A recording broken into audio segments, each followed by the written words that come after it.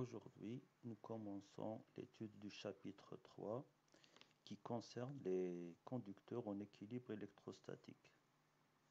Commençons par la définition.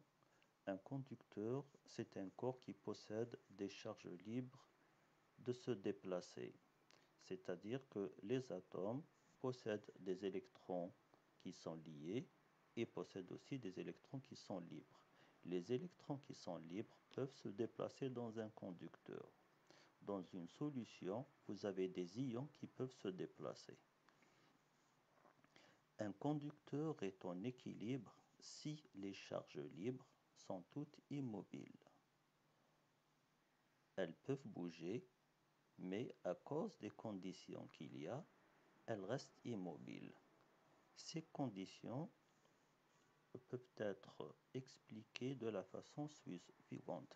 Supposons que Q soit une charge immobile. Dans ce cas, la force qui lui est appliquée, elle est égale à 0. Cette force n'est autre que la force électrostatique, et la force électrostatique est égale à la charge fois le champ électrique. Donc, comme elle est nulle, ceci veut dire que le champ électrique est égal à 0. Donc, une première propriété importante des conducteurs, c'est que le champ est nul à l'intérieur d'un conducteur. Étudions maintenant les autres propriétés du conducteur. Supposons que un conducteur volumineux ressemble à une sorte de pomme de terre. Donc, le champ à l'intérieur, on a vu qu'il était égal à 0.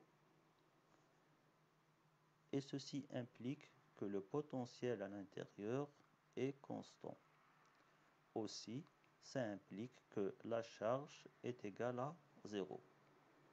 Si on veut prendre un exemple, on peut considérer que le potentiel est égal à 2 volts. Donc nous avons trois propriétés importantes. Le champ est nul à l'intérieur d'un conducteur, le potentiel est constant, la charge est nulle à l'intérieur du conducteur. Et ceci a pour conséquence que toute la charge du conducteur, elle va se situer à la surface de ce conducteur et elle va constituer une petite couche très mince. Cette charge va créer un champ électrique à l'extérieur du conducteur. Juste près de la surface, le champ électrique est normal au conducteur parce que celui-ci constitue un volume équipotentiel. Son expression, c'est sigma sur epsilon 0 fois le vecteur unitaire n qui est normal au conducteur et qui est dirigé vers l'extérieur. À l'intérieur de la couche chargée, on ne considère qu'un champ moyen, EM, qui est égal au champ à l'intérieur du conducteur plus le champ à l'extérieur du conducteur divisé par 2. Autrement dit, quand on remplace par leurs expressions, on trouve que c'est sigma sur 2 fois epsilon 0 fois le vecteur n.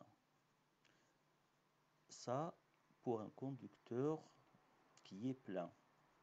On peut considérer aussi un conducteur qui contient une cavité vide à l'intérieur. Imaginez ce conducteur comme un œuf bouilli. La charge se trouve sur la coque. Le blanc d'œuf constitue aussi la partie intérieure du conducteur et le jaune d'œuf qui a été enlevé laisse un vide à sa place. Dans ce cas aussi, vous avez les mêmes propriétés qu'un conducteur plein. On a pris l'exemple des charges négatives ici pour voir que le champ maintenant il est entrant et il n'est pas sortant. Le vecteur n il est toujours sortant. La cavité possède le même potentiel que l'autre partie du conducteur. Donc si le conducteur possède par exemple 2 volts comme potentiel, La cavité vide aussi, elle aura un potentiel qui est égal à 2 volts. La charge à l'intérieur, elle est aussi égale à 0 et le champ électrique, il est aussi égal à 0.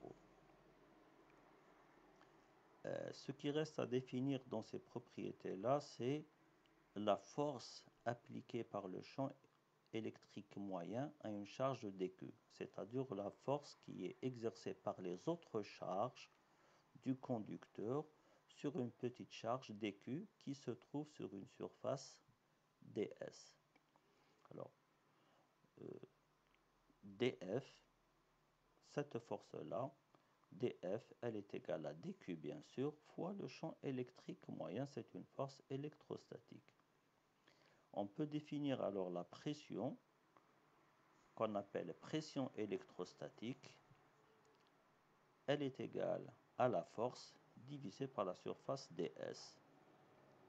En remplaçant la force par son expression, on trouve que c'est dQ sur ds fois le champ électrique moyen.